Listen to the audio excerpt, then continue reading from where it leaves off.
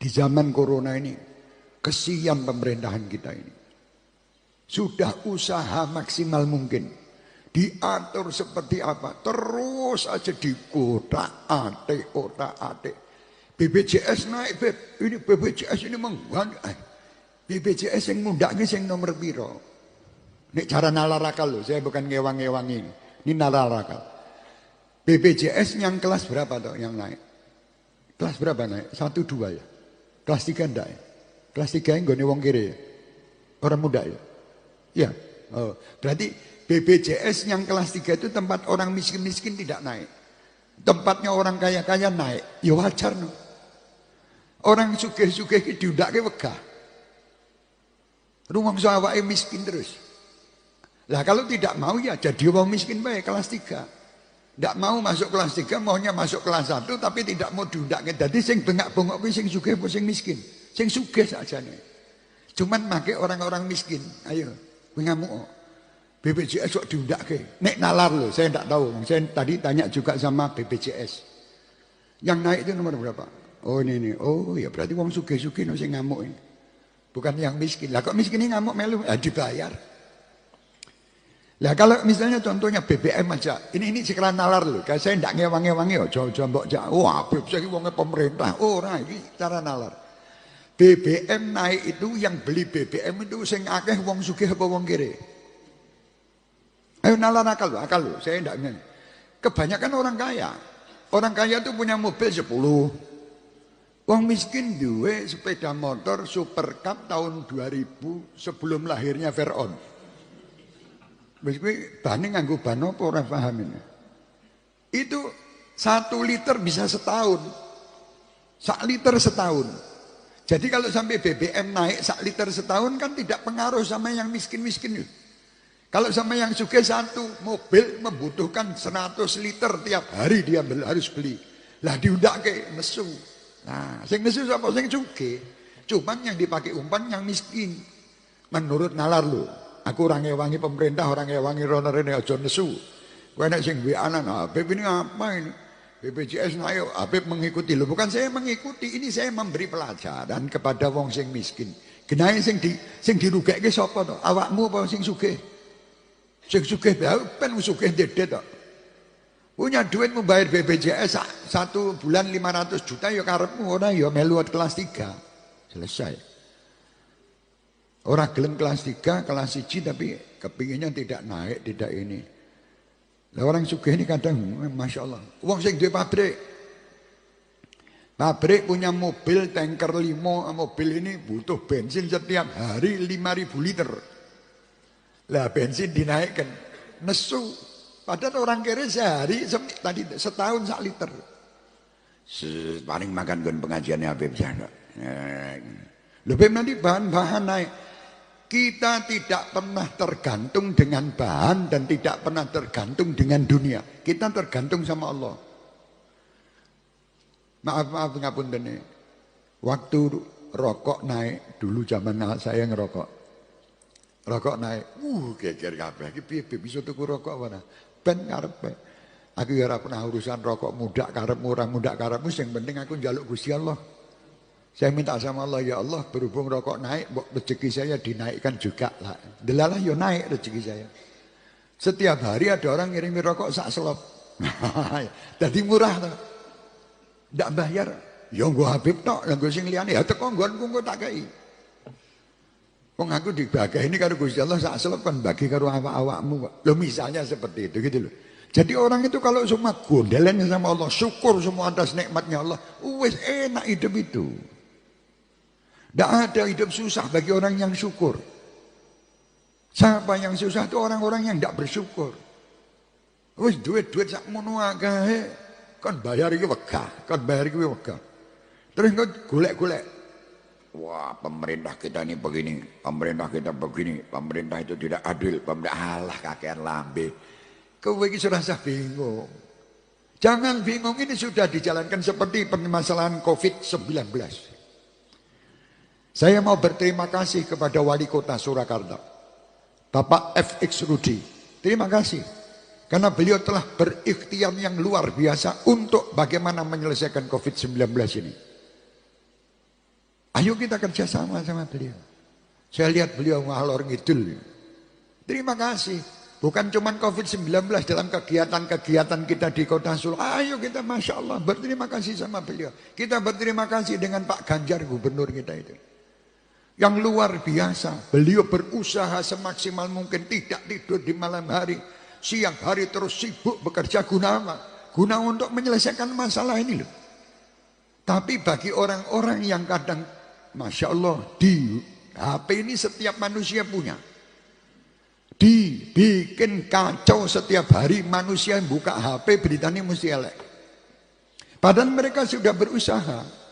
Mereka sudah ikhtiar. Dan kita berterima kasih kepada Bapak Presiden kita. Berterima kasih kepada menteri-menteri kita. Berterima kasih kepada dewan-dewan kita. Berterima kasih kepada TNI dan Polri kita. Berterima kasih kepada ulama-ulama kita yang menyejukkan supaya orang itu tidak stres. Dan saya menghimbau kepada semua yang mengirim berita-berita hoax, berita bohong di HP. Kalau niat kalian itu niat yang jelek, tapi pasti orang yang kirim berita hoax itu pasti dia orang yang punya niat yang jelek. Kenapa kalian harus menakut-nakuti bangsa ini? Setiap saat bangsa ini buka HP isinya menakutkan semua. Seorang ibu hamil meninggal gara-gara COVID-19. Tidak perlu diberitakan. Malah saya menghimbau dan mengajak pemerintah pusat maupun daerah. Mulai dari saat ini perintahkan bagi semua media untuk tidak memberitakan siapa yang meninggal. Tutup. Tidak ada berita meninggal COVID. Beritakan bahwa keberhasilan pemerintah ini aja. Dan sampaikan kepada mereka-mereka yang membuat berita-berita hoax ini untuk diproses secara hukum. Ini orang gila. Sudah negara kita ini dalam keadaan kacau setiap hari. Bahkan kadang-kadang maaf, 1000 kali maaf. Yang membuat berita-berita ini hoax, ini palsu, lawan-lawan politik. Orang-orang yang tidak berpendapat, jangan. Kenapa kita ini justru dalam keadaan seperti ini malah membuat adu domba sana dan sini. Berhentilah mengadu domba. Jangan mengadu domba. Syukuri Indonesia ini luar biasa. Syukuri. Saya himbau juga pemerintah kita, jangan takut. Hadapi orang-orang yang kira-kira ingin menghancurkan Indonesia. Singkirkan mereka. Kami sebagai warga negara Indonesia, cinta dengan Indonesia. Kami cinta dengan warga Indonesia. Dan kami terus akan membela Indonesia dengan pemerintahan yang ada. Siapapun mereka. Mari kita bangun Indonesia dengan cinta kasih. Pandai bersyukur. Itu yang kita tidak tiap hari sudah sumpek ngadepi corona. Orang dino rahe aku sumpek ngadepi corona, tiap buka berita isinya tidak dibuka kepingin buka, tapi beritanya bohong kebanyakan bohong. Dan saya tidak ingin melihat, walaupun itu betul ada yang meninggal 1000, tidak usah diberitakan, selesai. Kalau diberitakan ini memancing orang tambah takut. Ada apa ini? Tidak perlu. Dukung apa yang disampaikan pemerintah, dukung apa yang dikerjakan TNI dan Polri kita. Kita lihat sekarang, saya beberapa hari ini, saya berpikir, subhanallah, setiap malam bapak-bapak polisi, bukan saya membela-bela ini, tidak, ini memang kerjaan. Di pinggir-pinggir jalan, nanti apalagi lebaran ini, mereka itu tidak lebaran dengan istri dan anaknya. Mereka itu duduk bersama masyarakat untuk mengatur lalu lintas, untuk ngurusi COVID-19. Ini mbok mikir toh bangsa ini. Mereka ini punya tugas yang berat. Tugas yang seperti itu berat, malah justru setiap hari dibuat berita hoax. Dikirimkan seakan-akan mereka tidak kerja. Seakan-akan mereka tidak ada manfaatnya. Seakan-akan yang manfaat itu yang ngirim berita hoax itu. Siapa bilang? Mereka manusia. Mereka ingin berlebaran semangat kepada istri-istrinya. Lihat ya Pak. Kita lebaran pakai baju baru, gandeng anak, gandeng ini, malah justru mereka di pinggir jalan nyumprit, membuat lalu lintas ini jadi baik. Nah sekarang ini mereka sudah kerjasama bagaimana untuk mengentas COVID-19 ini. Itu. Nah kadang kita ndak gelem iki gur nyalahke wae. Apa toh tujuan nyalahkan itu apa? Kalau tujuan saya nyalahkan orang dengan terus saya kirim, saya buat viral di video. Itu dengan cara itu bisa menyelesaikan. Saya orang pertama yang akan memviralkan hoax. Tapi kalau tidak, lah kenapa harus begitu? Mestinya kita harus menjadi orang-orang yang betul-betul ini permasalahan kita bersama. Bukan permasalahan seseorang. Dan kita lihat coba bagaimana para perawat, bagaimana para dokter. Kasihan mereka. Kalau kita tidak mengikuti aturan-aturan, kasihan. Mereka ini sampai setengah mati. Menghadapi itu mereka ya takut, bukan tidak takut. Cuman karena ini tugas mereka berkorban. Orang-orang seperti itu, seandainya mereka meninggal, orang-orang seperti ini adalah orang-orang yang dinanti kalau dia taat kepada Allah dan Rasulnya, surga sebagai tempat mereka. Karena mereka berkorban demi untuk keselamatan umat dan masyarakat. Ayo, sekarang ini bukan terus kakek ngomong apa, jadi udahlah, berhenti yo. Saya imbau juga pemerintah, jangan disampaikan kepada media-media, jangan suka nyoting. Sudah tahu ada orang kena COVID, wah disoting. Kemarin itu kalau salah ada yang terjadi, diparani yang nyoting, dilepet-lepet geng. Kan gitu. Ini gara-gara sakit hati. Lah kenapa Anda bangga dengan saudara-saudara Anda yang meninggal dengan corona? Anda bangga bisa nyoting dan ngirim berita yang pertama. Kalau saya Anda, saya lebih baik syutingin acara ini loh. Syutingin, kiriman kemana-mana. Syutingin acara-acara di tempat orang-orang yang soleh-soleh itu. Kiriman membuat orang gembira dan senang. Itu yang penting. Yang suge-suge, keluarkan hartanya, bantu siapapun yang kita bantu. Tetangga kita, saudara kita, keluarkan semua. Yang alim-alim, sejukkan orang-orang ini dengan berita-berita Anda, berita-berita dari Allah. Jangan Anda malah meden-meden ini. Malah di meden-meden ini. Corona ini adalah perintah dari neraka untuk datang ke Solo untuk ngeremuk uang-uang Solo. Lah ya apa kuwi iki mbok meneng wae to lambemu kuwi diatur sing apik. Corona datang ya memang betul mengingatkan kita, tapi bukan terus mengingat. Sebetulnya kalau kata Corona itu mengingatkan saya, bukan Anda.